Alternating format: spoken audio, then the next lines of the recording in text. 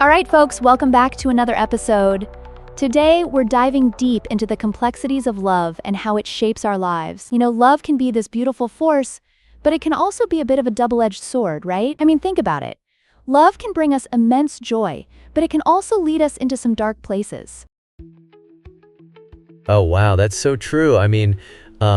It's like love is this roller coaster ride, right? You have those exhilarating highs, but then, the lows can be really intense. Can you give me an example of how love has changed someone's life dramatically?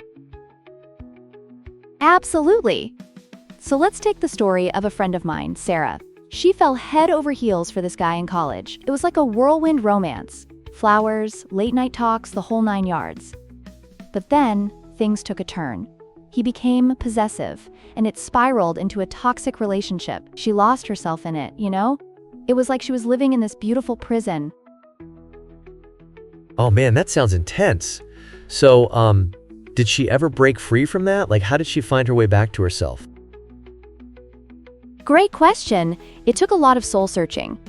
She started journaling, which was like her lifeline. She wrote about her feelings, her fears, and slowly began to rediscover who she was outside of that relationship. It was like peeling back layers of an onion, Each layer revealed something new about herself. Wow, that's such a powerful image. I can totally see how writing can be therapeutic. It's like when you're lost in a maze and you finally find the exit, right? But what about the joy of love? How do we balance that with the potential for pain? The joy of love. It's like having a beautiful garden. You nurture it, you water it, and it blooms. But you also have to be aware of the weeds, right? You can't just let them take over. It's about cultivating healthy relationships, setting boundaries, and being honest with yourself and your partner. That's such a great analogy. So, it's like if you see a weed, you have to pull it out before it spreads. But what if you're not sure if it's a weed or just a different kind of flower? Exactly. That's where communication comes in. You have to talk it out, figure out what's really going on. Sometimes it's just a misunderstanding, and other times it's a sign that something deeper needs to be addressed. It's all about being open and vulnerable with each other. Oh, I love that. It's like being in a dance, right? You have to be in sync with your partner to really enjoy it. But what happens when one person is stepping on the other's toes? Haha, that's a great visual. When that happens, it's crucial to pause and reassess the rhythm.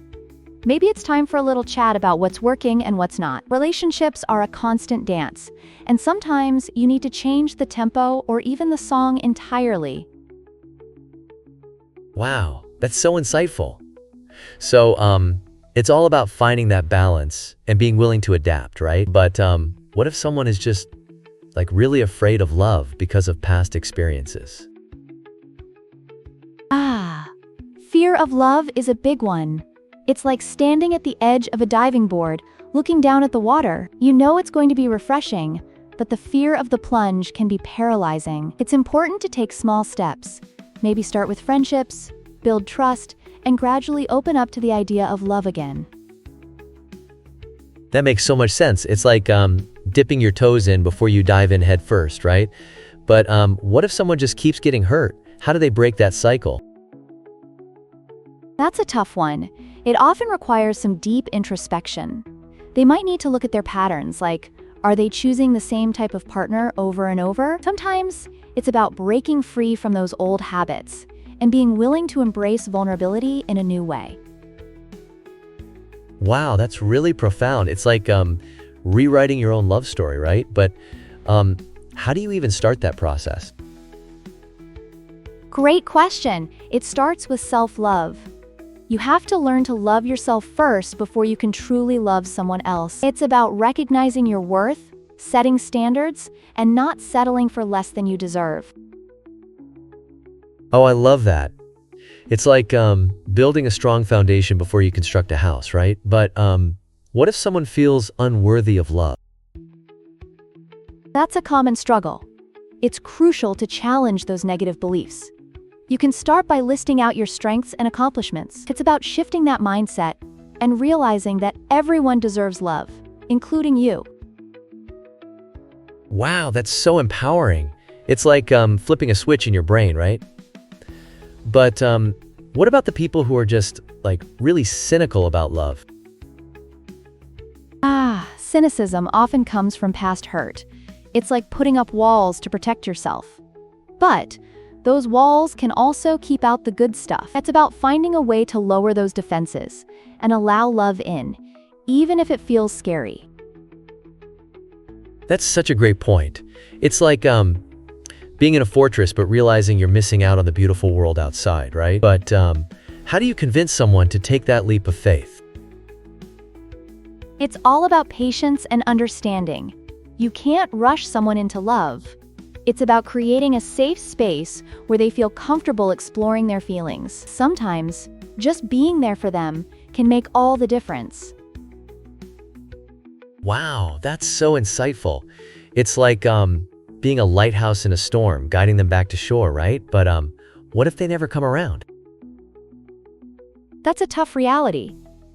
Sometimes you have to accept that not everyone is ready for love, and that's okay. It's about knowing when to let go and focusing on your own journey. That's such a powerful message. It's like knowing when to plant your seeds and when to, like, let the wind carry them away, right? Exactly. And remember, love is a journey, not a destination. It's about learning, growing, and embracing every moment along the way. Wow, I love that.